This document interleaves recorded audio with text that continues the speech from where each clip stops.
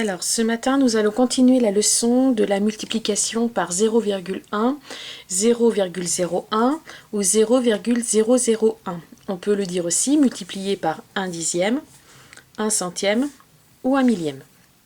Alors, je refais un petit point sur ce qu'on a vu la semaine passée.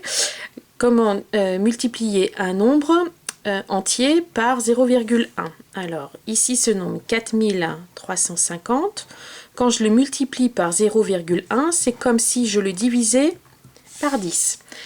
4350 divisé par 10, à 10, j'ai un 0, donc il faut que j'enlève un 0 à 4350 et j'obtiens donc 435. Ce matin, nous allons continuer avec les nombres décimaux. Cette fois-ci, nous avons 53,42 multiplié par 0,1. Alors, c'est comme avec les nombres entiers. C'est comme si je faisais 53,42 divisé par 10. Et 53,42 divisé par 10, ça, vous savez le faire.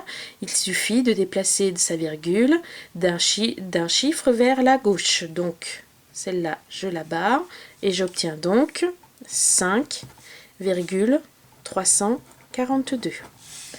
Quand je multiplie par 0,01, si vous avez compris, c'est comme si je divisais par 100. Donc 143,372 divisé par 100, je déplace ma virgule de 2 rangs vers la gauche et j'obtiens 1,43 372. Maintenant, je multiplie par 0,001. C'est comme si je faisais 423,7 divisé par 1000. Et donc, je déplace ma virgule de 3 rangs vers la gauche. 1, 2, 3. Donc, ma virgule arrive ici. Alors, si je reproduis, j'obtiens ça.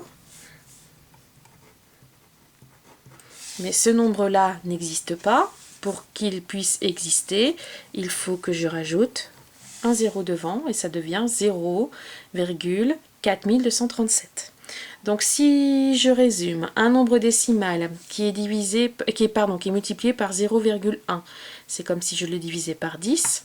S'il est multiplié par 0,01, c'est comme si je le divisais par 100. Et quand il est multiplié par 0,001, c'est comme s'il était divisé par 1000. Vous pouvez regarder une deuxième fois la vidéo pour être sûr de bien avoir compris.